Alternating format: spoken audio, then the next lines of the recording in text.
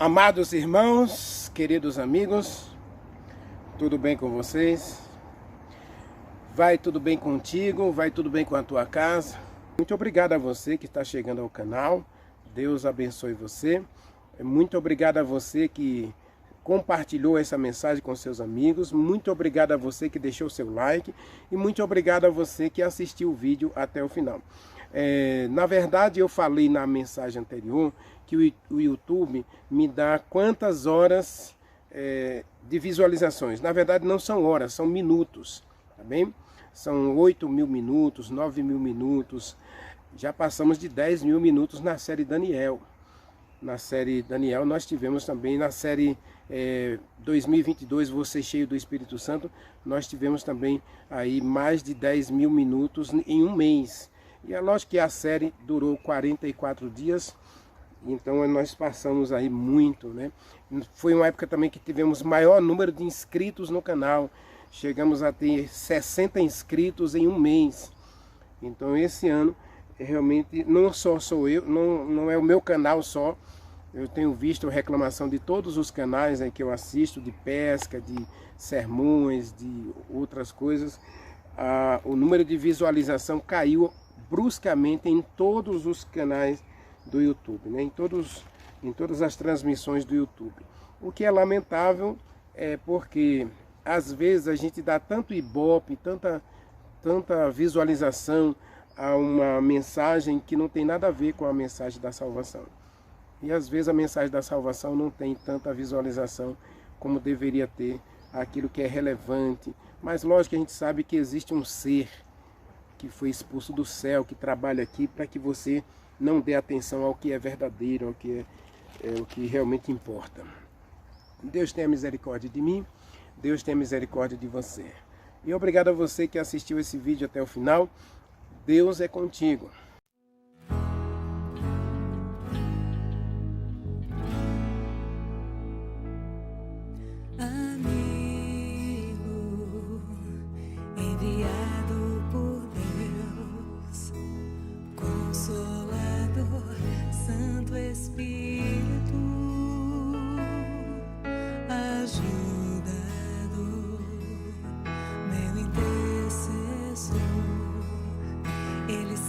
Orar o que não consigo,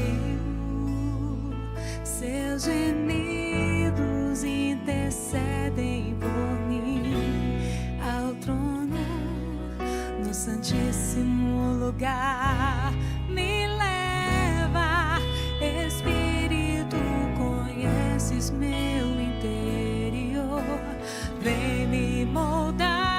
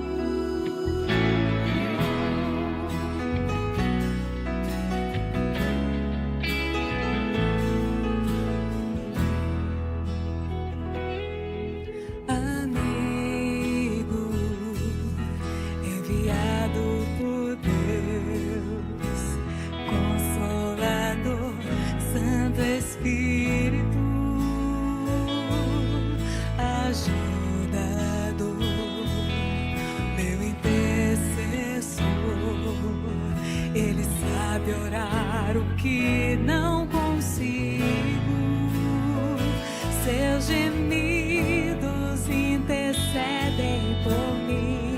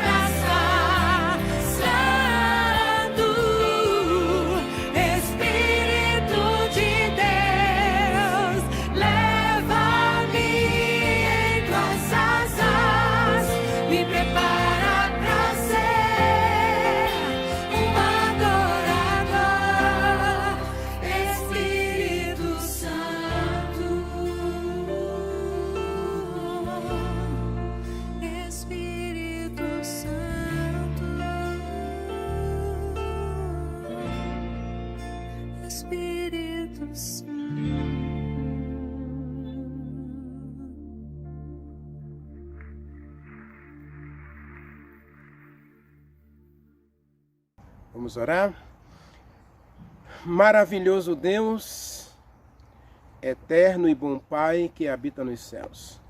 Deus onisciente, Deus onipotente, Deus presente na vida de todos nós. Acima de tudo, Tu és um Deus tão maravilhoso, mas tão maravilhoso que é um Deus que cuida da gente. Não só está presente na nossa vida, mas também está cuidando da gente. E quantas vezes, Senhor, nós temos falhado como Israel? Israel teve todas as possibilidades e oportunidades dadas pelo Senhor para que pudessem travar um relacionamento efetivo e eficaz com o nosso Deus. Mas eles falharam pela desobediência, pela rebelião, pela idolatria. Buscaram relacionamentos estranhos que, infelizmente, os afastaram ou o afastou do Senhor. Israel fracassou porque não aprendeu a andar com o Senhor. Tu, ó Deus, conhece também o nosso coração. Tu sabes todas as coisas da nossa vida. Tu conheces o nosso deitar, o nosso levantar.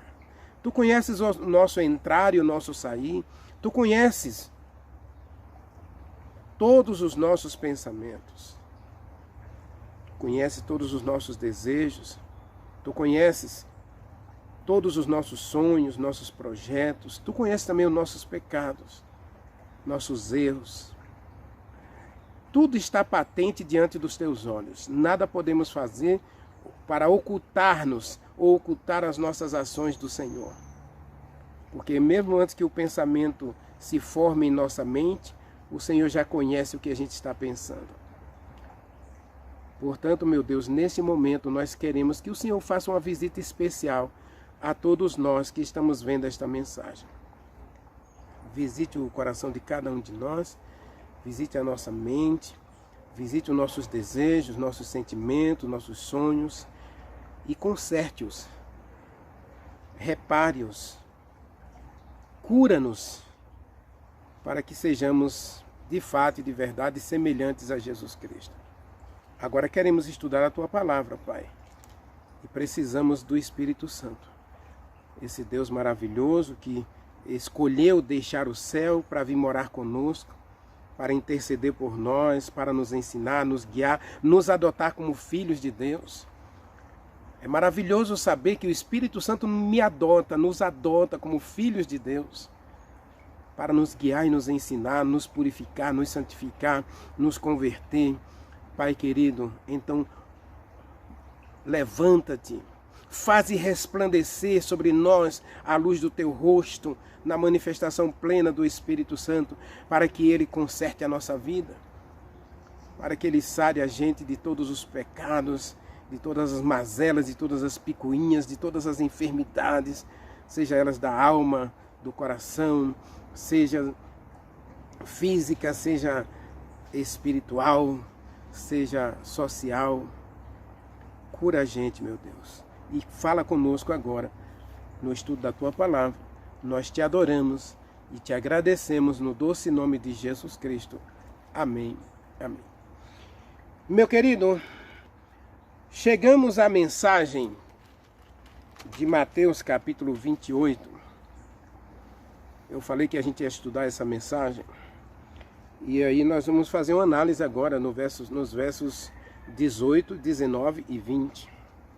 Jesus Cristo disse para os discípulos, e Ele está se despedindo dos discípulos, Mateus não fala acerca do Espírito Santo no final do seu capítulo.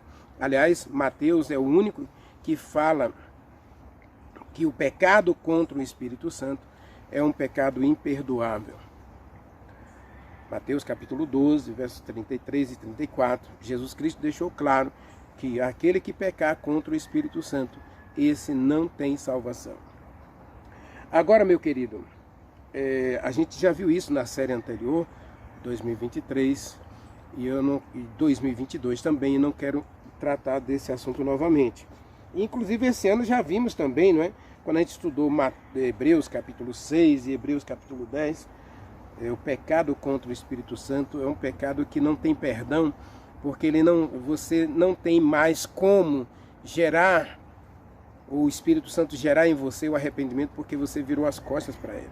Ele não pode mais atuar em você, porque você virou as costas para ele. Agora, meu querido, Mateus capítulo 24, ou 28, verso 18, está escrito, Jesus Cristo disse, toda a autoridade, ou seja, todo o poder, me foi dado no céu e na terra. Jesus Cristo agora, ele não é Senhor da terra, ele é Senhor do universo.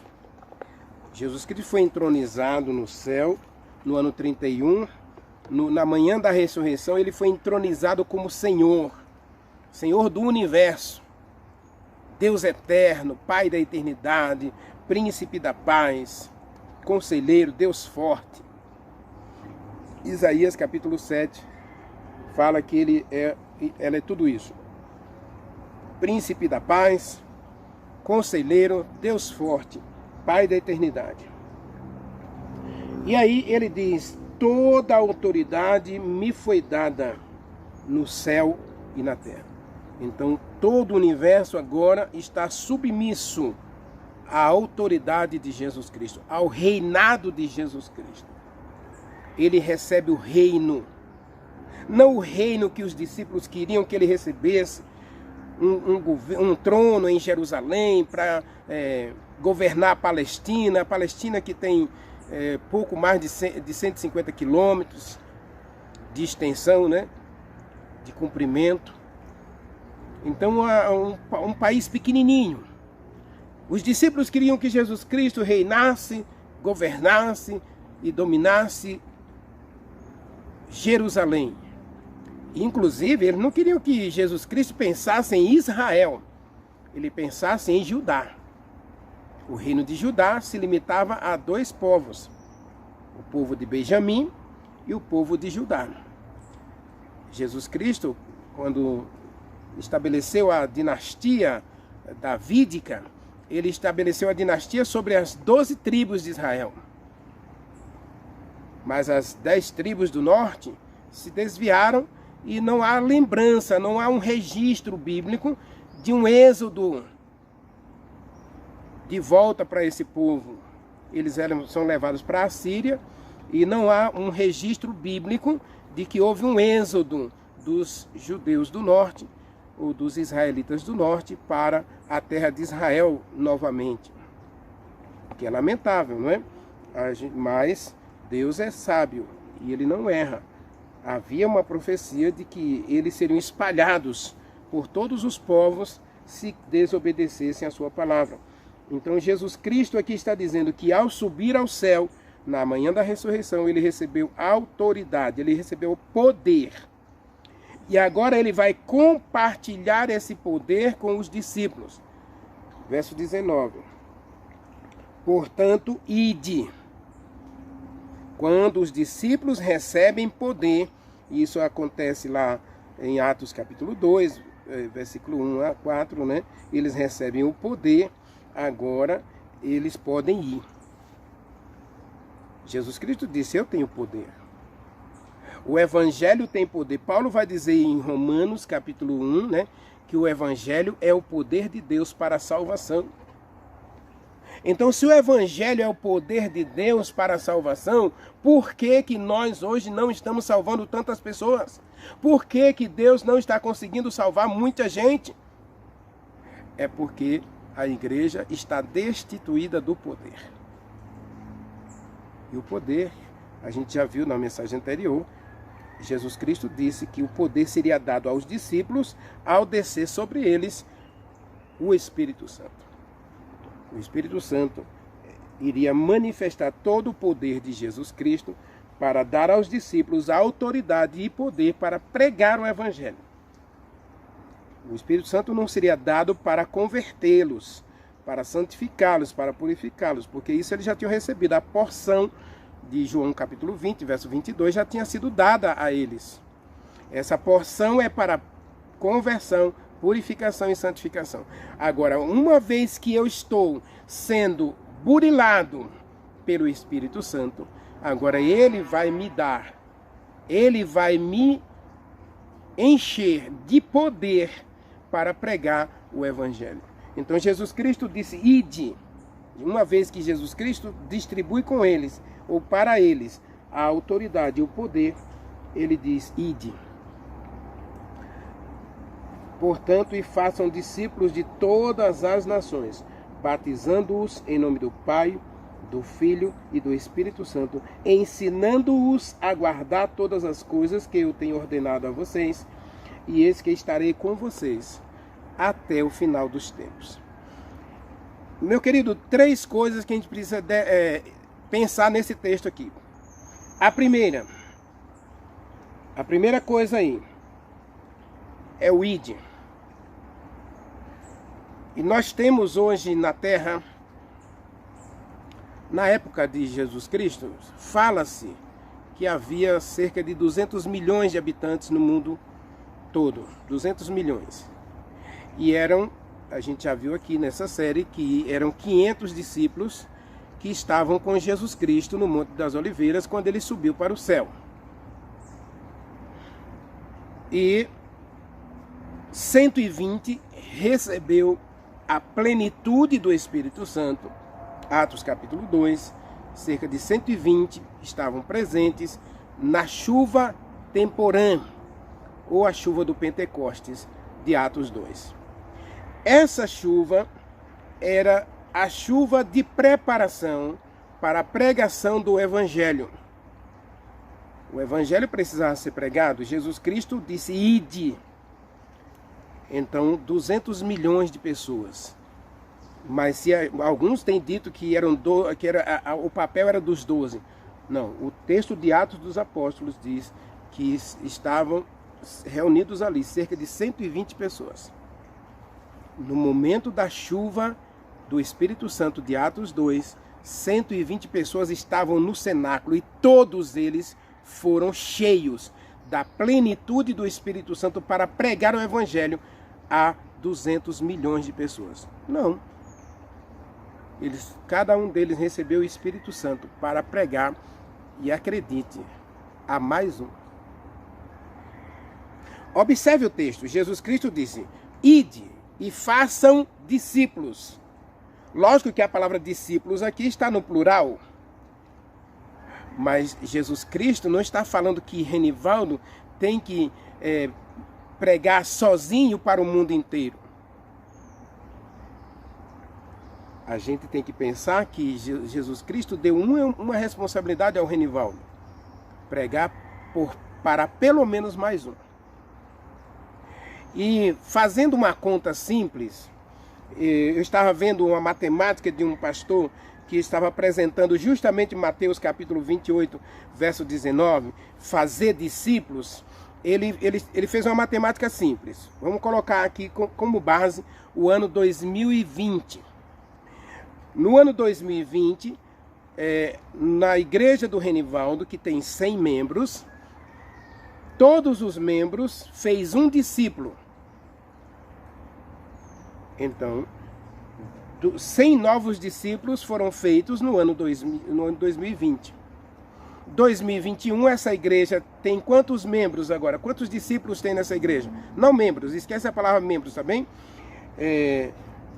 Discípulos. Nós temos discípulos. Jesus Cristo disse, ide, façam discípulos. Então agora nós temos 200 discípulos, porque 100 discípulos, cada um fez um novo discípulo, então são 200 discípulos. 2022, a igreja já tem 400 discípulos. 2023, 800 discípulos. 2024, a igreja vai chegar a quantos discípulos? 1.600 discípulos. Foi assim que os discípulos do primeiro século chegaram a pregar para todos os 200 milhões de habitantes debaixo do céu. Todos se tornaram discípulos? Não. Paulo diz em Coríntios que ele se fez fraco para ganhar os fracos, que ele se fez forte para ganhar os fortes, ele se fez judeus para ganhar os judeus, ele se fez gentio para ganhar os gentios, ele fez de tudo para no final, ele diz, salvar alguns. Não é todo ano que o Renivaldo vai fazer um discípulo, mas a ideia é que o Renivaldo tem uma missão. Não se esqueça da mensagem anterior. O Renivaldo, eu, você, como discípulos de Jesus Cristo, nós temos a missão de fazer discípulos. Essa missão, ela é intransferível.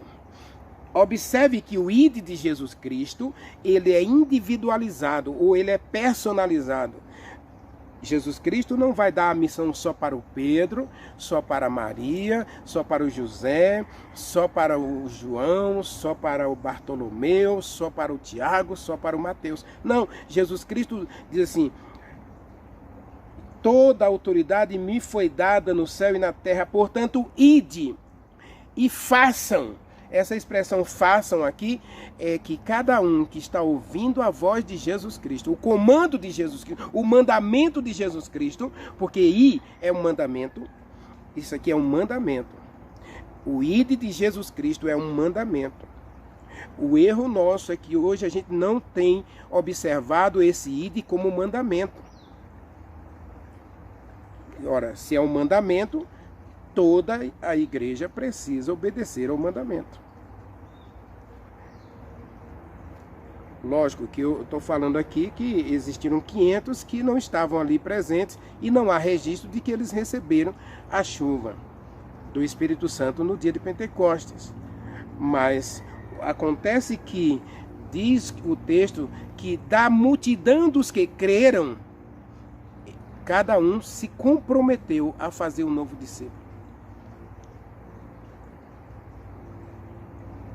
Filipe foi para uma região de Samaria, Pedro ficou em Jerusalém, mas Barnabé vai para Antioquia, Paulo vai para Antioquia, e aí Paulo depois vai para a Ásia Menor, depois ele vai para a África. Paulo não chegou a entrar na África, né? Mas Bartolomeu vai para a África, aí depois nós temos Paulo indo para Roma, para a Grécia. Então, cada discípulo ele tem uma preocupação, fazer um novo discípulo. Então Paulo disse, eu faço de tudo para ganhar alguns. Mas a questão é que ele não desiste de fazer. Ele não se omite do fazer. E a questão do mandamento é justamente essa, meu querido. Muita gente hoje fica preocupada em dizer que Deus anulou mandamentos. Ora, mandamento nenhum precisa ser anulado não, porque mandamento na verdade é uma ordem. Mandamento é um pedido, mandamento é um desejo de Deus para eu crescer espiritualmente. Ora, como é que eu vou crescer espiritualmente? Eu já citei aqui, Ellen White diz no livro Serviço Cristão que existe um remédio só para os desanimados na igreja. Aqueles que ficam na quarta-feira pedindo para os irmãos aumentar a sua fé. Nunca mais peça para Deus aumentar a sua fé, porque se você pedir para Deus aumentar a sua fé, você pode ter certeza que Deus vai fazer duas coisas para você. Você quer mais fé? Então Deus vai dizer assim, tá vendo aquela pessoa ali, ó, ela está precisando de ajuda, vá lá, ajude-a.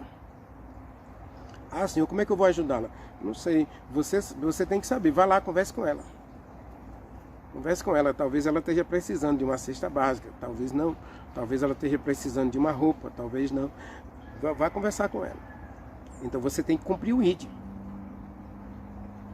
Então existe só um remédio para os desanimados, para os críticos, para os murmuradores na igreja.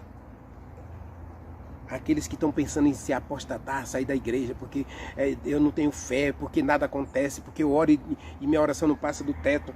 Meu querido, existe um remédio para você. Ellen White diz, é fé, oração e trabalho. E você sabe como é que eu edifico a minha fé. Leia Judas, capítulo 1, verso 19. Você tem que edificar a sua fé orando no Espírito Santo.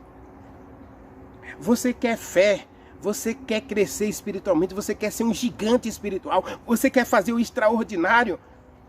Ah, mas eu não fui escolhido como ancião, então, se eu fosse escolhido como ancião, eu ia fazer grandes coisas na igreja. Ah, eu não fui escolhido como diácono, não fui escolhido como diretor da escola sabatina, não fui escolhido como cargo nenhum da igreja, ninguém me deu cargo nenhum, então eu estou desobrigado do ID. Mentira. Aí é que você está obrigado pelo ID. Aí é que você está mais responsabilizado pelo ID. Porque você lembra de pastorear, né?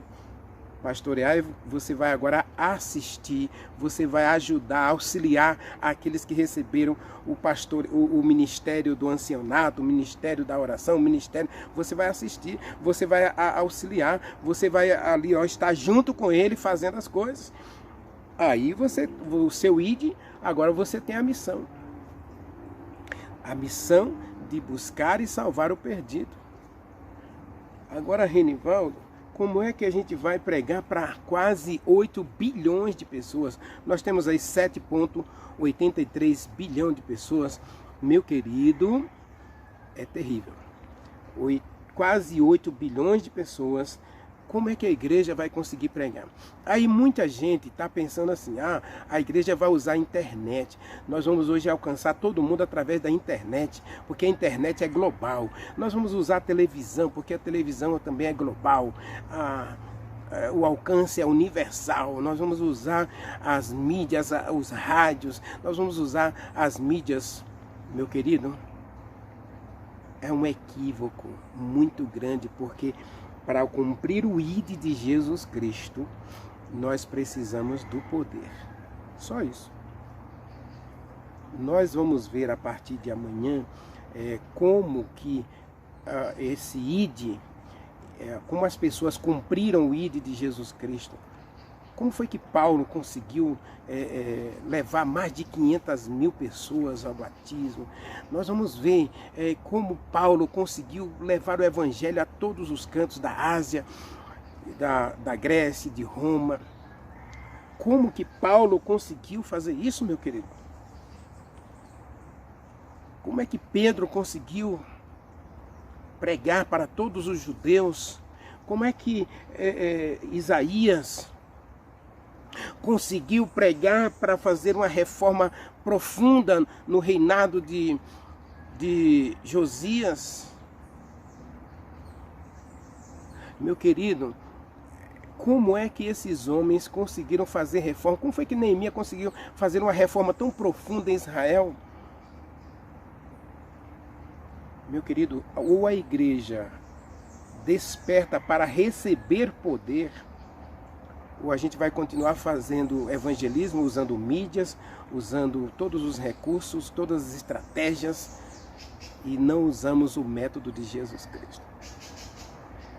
Atos capítulo 10, verso 37, leia comigo, Atos 10, 37. Como foi que Jesus Cristo abalou a Judéia e toda a região de Israel no primeiro século?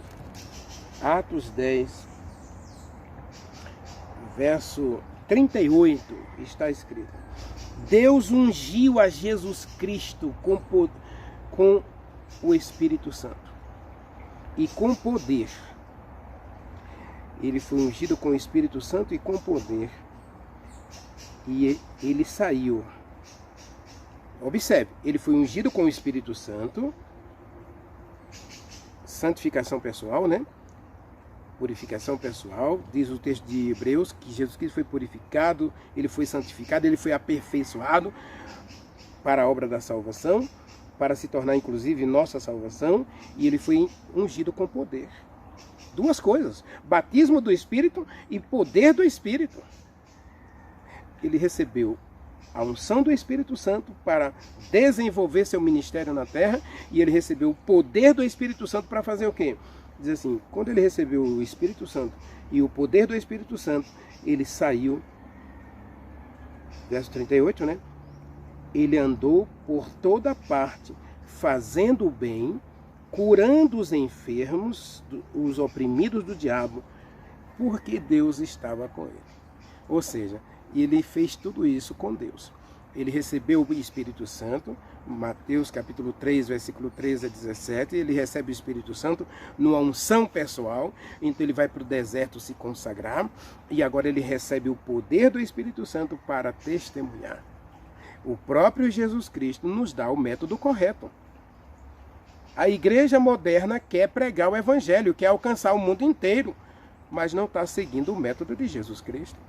De que adianta a gente ter hoje rede de televisão, nós temos rede de internet, redes de rádio, redes de publicação de livros, redes de hospitais, redes de escolas, redes. E todos esses, tanto rádio, televisão, internet, escola, hospital, fábrica de alimentos, tudo tem a missão. A missão é salvar. Agora, meu querido, para salvar a igreja, os discípulos de Jesus Cristo, na igreja de Deus, precisa de poder.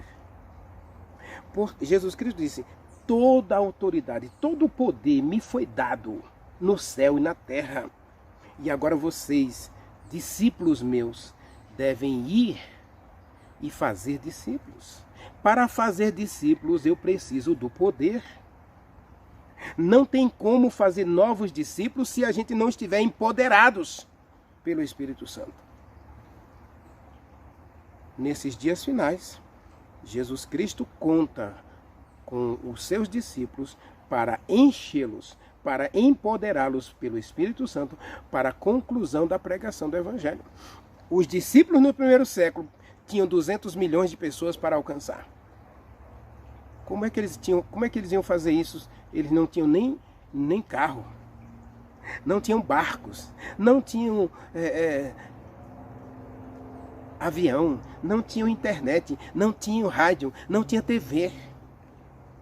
Só tinha a sua voz, só tinha o seu testemunho pessoal. Cada um deles só tinha uma coisa, o milagre da sua conversão pessoal. Ou seja, o que o Espírito Santo fez na vida deles. Converteu, purificou e santificou.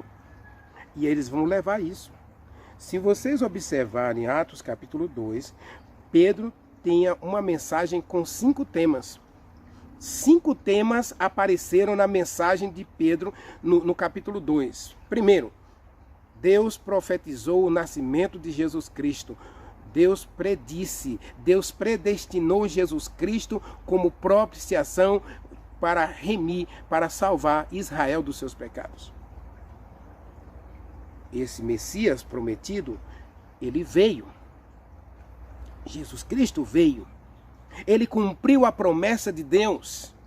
Atos capítulo 2, verso 38, Pedro disse que Jesus Cristo era o cumprimento da promessa feita aos pais, aos filhos de Israel. Então Jesus Cristo veio, segundo tema da mensagem. Terceiro tema, Jesus Cristo, o Cristo que foi prometido, o Cristo que veio, o Cristo que morreu.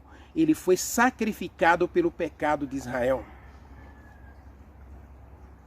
Quarto tema da mensagem, ele ressuscitou dos mortos. Porque a sepultura não pôde conter a Jesus Cristo. Atos capítulo 2, verso 39 diz que Jesus Cristo foi ressuscitado por Deus para dar a Israel o arrependimento. E Atos capítulo 2, verso 41, Jesus Cristo ascendeu ao céu. Ele subiu ao céu para interceder. E esse Cristo que subiu ao céu é o mesmo que vai descer para levar seus filhos para a glória, para glorificar seus filhos nessa terra. Então essa era a mensagem de Pedro. Pedro passou a vida inteira. Pode ler lá, 1º e 2º Pedro, ele vai falar, o tema da mensagem de Pedro não mudou. O Cristo prometido veio. O Cristo que veio, morreu. O Cristo que morreu, ressuscitou. E o Cristo que subiu ao céu, vai descer. 2 Pedro capítulo 3, versículo 13, está escrito. Segundo a promessa de Deus, nós aguardamos novos céus e nova terra. Jesus Cristo vai voltar. Jesus Cristo, ao voltar a essa terra, ele vai trazer o reino de justiça. Então Pedro não mudou sua mensagem. A mensagem é uma só. O Evangelho. Olha o Evangelho. Ó. Cristo veio, morreu, ressuscitou, foi para o céu e vai voltar. Meu querido, esse é o Evangelho. E Pedro só tinha isso para pregar. E como é que ele vai pregar? Ele vai pregar com a sua própria vida. Ele vai dizer, olha, eu era assim. Eu até neguei Jesus Cristo. E o testemunho de Pedro levou 3.000 pessoas, com esses 5 temas, a aceitar o evangelho naquele dia. Uma pregação. 3.000 pessoas. Hoje a gente faz uma pregação na igreja, não converte nem quem está sentado na igreja, nem os próprios membros da igreja. Não se convertem pela pregação. Aliás, hoje nem tem pregação mais, né? Não tem mais sermões. Nós temos palestra, nós temos aí estudos, nós temos várias coisas, né? Mas não temos sermão. E Pedro, capítulo 2, você vê o que é um sermão. Ele vai dizer, vocês mataram a Jesus Cristo, mas ele ressuscitou. Vocês fizeram isso com o Filho de Deus, mas Deus mesmo predestinou Jesus Cristo para isso. Então ele agora vai dar a vocês o arrependimento. E o povo pergunta, o que quem deve fazer? Arrependei-vos, convertei-vos. Você precisa se converter, você precisa aceitar o Evangelho. E aí a pregação de Pedro, uma pregação só.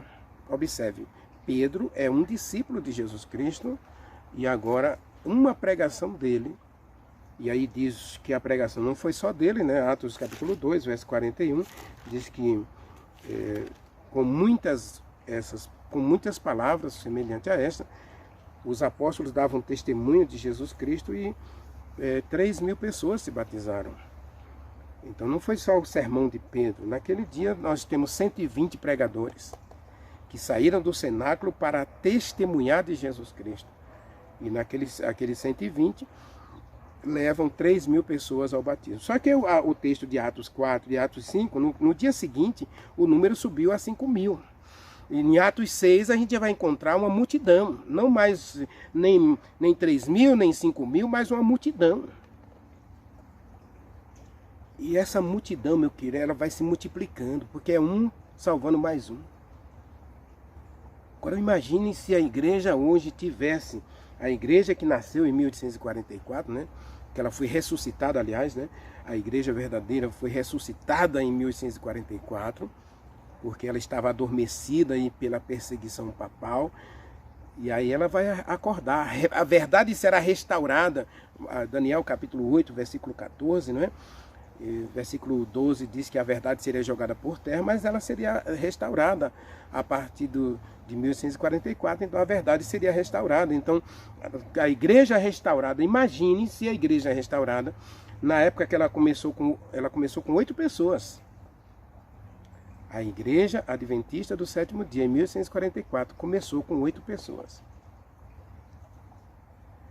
Depois ela foi organizada com 2.000 e poucas pessoas em 1865, e a igreja organizada em 1865 vai se multiplicando.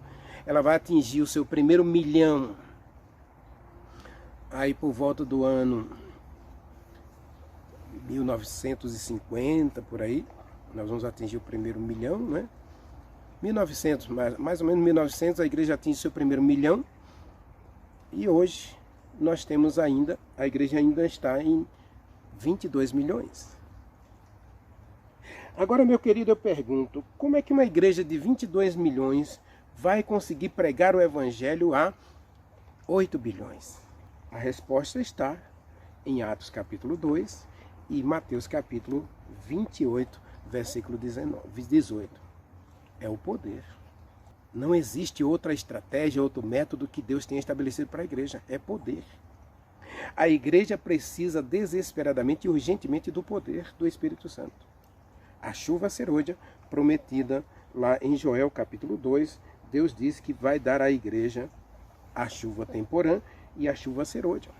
A chuva temporã aconteceu em Atos 2. A chuva serôdia já deveria ter acontecido. Porque eu falei na mensagem anterior, nós estamos vivendo não o fim do tempo. Não o tempo do fim. Nós não estamos vivendo mais o tempo do fim. O tempo do fim acabou em 1844. Nós estamos vivendo o final do tempo. O fim dos tempos é o que nós estamos vivendo agora. Daniel capítulo 12 fala de tempo do fim, encerrando em 1844, e aí nós começamos o fim do tempo, o final dos tempos. O final dos tempos é agora. Então, o Espírito Santo já deveria ter sido dado à igreja. O Espírito Santo já deveria ter sido derramado sobre a igreja com grande poder. Leia comigo Apocalipse capítulo 18. A promessa de Deus é iluminar a terra com a glória do Espírito Santo. E por que isso não aconteceu ainda, Rinivaldo? 3 coisas que impedem de a igreja ter recebido o Espírito Santo. Vamos falar um pouquinho sobre isso, tá certo? Para a gente encerrar nossa mensagem. Mas vamos ler aí Apocalipse capítulo 18, versos 1 a 4. Diz assim: depois dessas coisas vi descer do céu outro anjo com grande autoridade. Quem é esse anjo aqui que desce com grande autoridade? Esse aqui é a chuva serôdia, esse aqui é o Espírito Santo, que a terra toda é iluminada com a sua glória. A terra toda precisa do Evangelho, a terra toda precisa ouvir as novas do Evangelho. Mateus capítulo 24, versículo 14, leia comigo. Mateus capítulo 24, verso 14. Portanto, ora, este Evangelho do reino será pregado a todo mundo. Este Evangelho do reino será pregado a todo mundo, para testemunha a todas as nações. Então virá o fim. O Espírito Santo precisa descer sobre a igreja em forma de poder para iluminar o mundo. Como eu volto a repetir, a chuva serôdia não é para o cristão, porque o cristão já tem a porção do Espírito Santo, ele já tem o sopro do Espírito Santo na sua vida, convertendo, purificando, santificando. Agora ele recebe a plenitude do Espírito, o poder do Espírito, a autoridade do Espírito para testemunhar. Por isso Jesus Cristo diz: este Evangelho será pregado em todo o mundo, em todas as nações, para testemunho. Você só tem poder para testemunhar se tiver ungido pelo Espírito Santo e cheio do poder do Espírito Santo. A igreja precisa demais nesses dias finais. Apocalipse 18, então, continua dizendo aí que o anjo, o Espírito Santo, vai descer sobre a terra com grande poder, com grande autoridade, para iluminar a terra toda com a sua glória. Então exclamou com potente voz, dizendo: caiu, caiu a grande Babilônia e tornou-se morada de demônios, covil de toda espécie de seres imundos, esconderijo de todo gênero de aves detestáveis. Pois todas as nações têm bebido do furor da sua prostituição. A prostituição aqui, falsos ensinos pregados pela Babilônia. E Babilônia, por favor, não entenda aqui como igreja católica. Babilônia aqui é todo o segmento religioso que é contrário à palavra de Deus, que nega a doutrina da fé, que nega a verdade. Isso é Babilônia. Babilônia é uma confusão de mentiras, de enganos, e isso a gente encontra não só na igreja católica, mas em todas as igrejas que não seguem, que não está pautada, alicerçada na palavra da verdade. Verso 4 diz: retirai-vos dela, meu povo, para que vocês não sejam cúmplices nos seus pecados. Então esse convite aqui, retirai-vos, a igreja precisa agora, com poder, com autoridade, dizer onde está a verdade. Qual é a verdadeira igreja? Qual é o verdadeiro povo de Deus? O povo de Deus é aquele que guarda os mandamentos de Deus e tem a fé em Jesus Cristo, que tem o evangelho da graça. Esse é o povo de Deus. Está na Bíblia. A igreja verdadeira é aquela que é coluna e baluarte da verdade. A verdade é Jesus Cristo, a verdade é o Espírito Santo, a verdade é a lei de Deus, a verdade é os mandamentos de Deus, a verdade é Deus, a verdade é o Espírito Santo, a verdade é a palavra de Deus. Então a verdadeira igreja, então, como é que essa igreja vai iluminar a terra com poder, com a verdade, se ela hoje não está vivendo a verdade? Então, 3 pecados, 3 coisas que impedem a igreja hoje de ter esse poder. Eu falo agora como igreja, tá bem? Não estou falando como indivíduos. Por favor, Ezequiel capítulo 9, a gente vai estudar Ezequiel capítulo 9, porque a gente vai ver que dentro da igreja, nem todos estão salvos e nem todos receberão o Espírito Santo, o poder do Espírito Santo. Por quê? Porque eles não têm a unção do Espírito Santo, eles não têm o sopro do Espírito Santo. Depois a gente vai analisar isso em Ezequiel capítulo 9. A gente pode, inclusive, pensar isso na próxima mensagem, tá bem? Mas vamos lá, pensa comigo. Por que a igreja não tem poder? Por que que a igreja ela está tão enfraquecida? Diz o livro Testemunhos Seletos e o livro Preparação para a Crise Final, que uma das coisas que impede a igreja de receber o Espírito Santo, primeiro é que ela não conhece o Espírito Santo e nem busca o Espírito Santo. Mas isso eu já falei aqui, né? Que hoje, infelizmente, nós não temos pregação sobre o Espírito Santo. Eu faço até um desafio para você. Nas próximas 5 reuniões da sua igreja, 5 reuniões, as próximas 5 reuniões, você vai frequentar todas as 5. E você vai levar uma agendinha.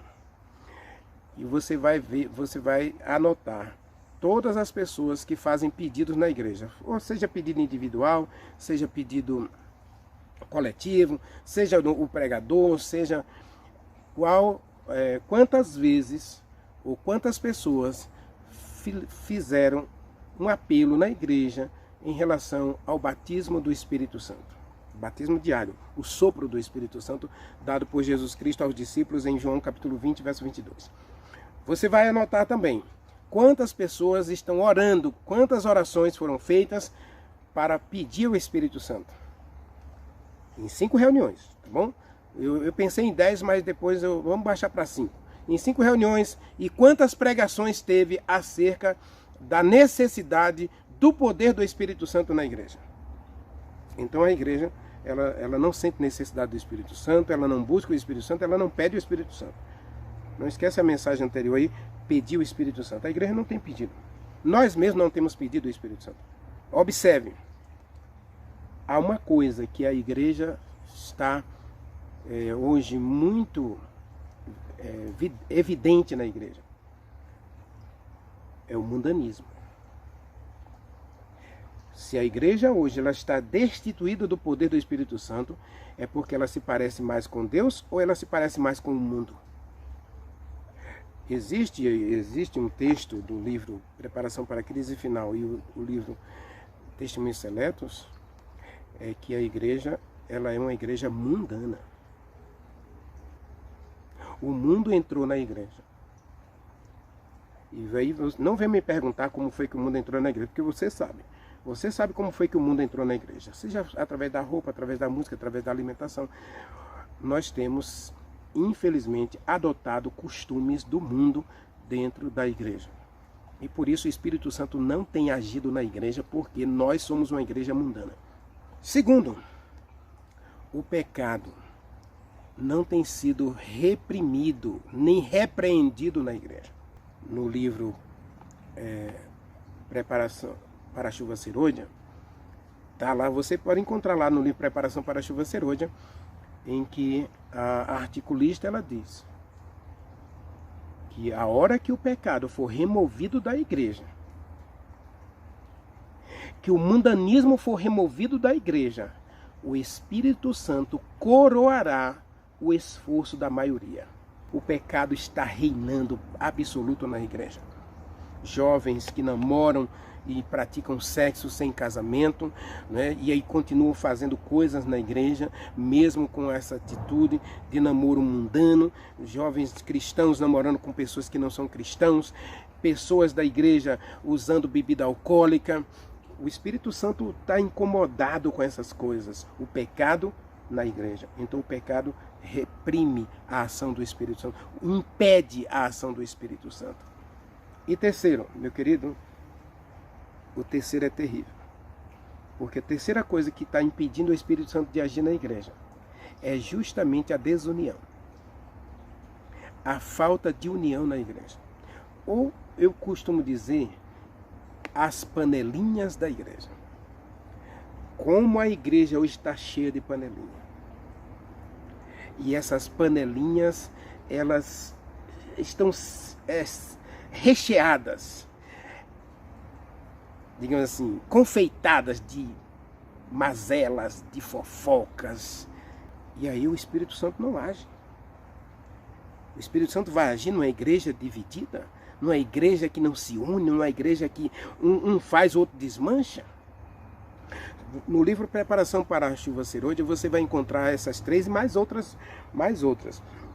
Mas no final ela diz: removidas essas coisas da igreja, o Espírito Santo descerá sobre ela com poder, para coroar o esforço da maioria. Quando ela fala da maioria, ela fala daqueles que estão buscando o Espírito Santo, estão trabalhando. A igreja, nós como discípulos de Deus, de Jesus Cristo, nós precisamos entender que eu preciso trabalhar. Se a gente observar, hoje existe uma estatística, inclusive, né, e eu vi recentemente, ainda esse ano, mês de fevereiro, eu vi essa estatística de novo, que na igreja, 93% estão sentados na igreja e 7% estão trabalhando. Como é que o Espírito Santo pode agir numa igreja dessa? Onde 7% apenas, 7 de cada 100, está comprometida ou comprometido com a pregação do Evangelho, com a missão de salvar.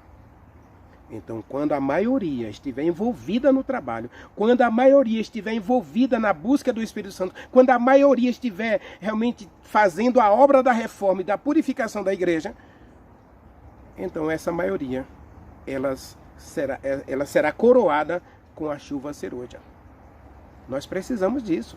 E aí sim nós vamos conseguir concluir a pregação do Evangelho. Aí não sei quanto tempo, mas acredite que em 1 mês, ou 2 meses, ou 1 ano, no máximo 1 ano, a igreja terá condição de concluir a pregação a toda pessoa debaixo do céu. Colossenses, eu vou ler o último texto de Colossenses, Colossenses capítulo 1.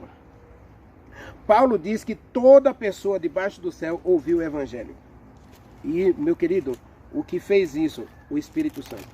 Leia comigo Colossenses capítulo 1, verso 23, desculpe. Colossenses capítulo 1, verso 23. Se é que permaneceis na fé, alcançados, alicerçados e firmados, não vos deixando afastar da esperança do Evangelho que vocês ouviram e que foi pregado a toda criatura debaixo do céu. A igreja tem oportunidade e a possibilidade de pregar o Evangelho a toda criatura debaixo do céu em 1 ano, se ela receber o poder. E somente se receber o poder. Sem o Espírito Santo, meu querido, nós não temos condição de concluir a pregação do Evangelho. Mesmo porque hoje morrem quantas mil pessoas por dia, nascem quantas crianças por dia. A igreja não tem condição. A igreja hoje está até feliz, se gloriando de batizar 3.000 pessoas por dia. Isso é nada diante da necessidade de 8 bilhões de pessoas.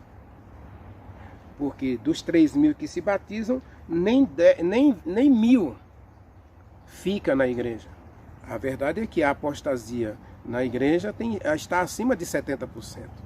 De cada 10 pessoas que se batizam, 3 ficam na igreja e o resto sai.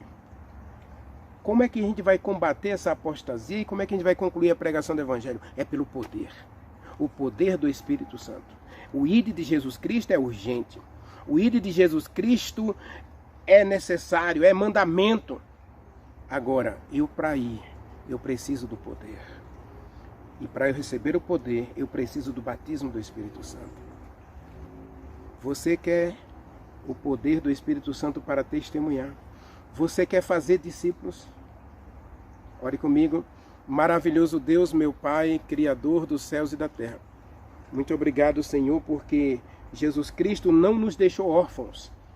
Ele disse que ficaria conosco. E Ele deu o Espírito Santo para que a pregação do Evangelho fosse coroada pelo Espírito Santo. Fazer discípulos, batizando-os em nome do Pai, do Filho e do Espírito Santo, ensinando a guardar todas as coisas.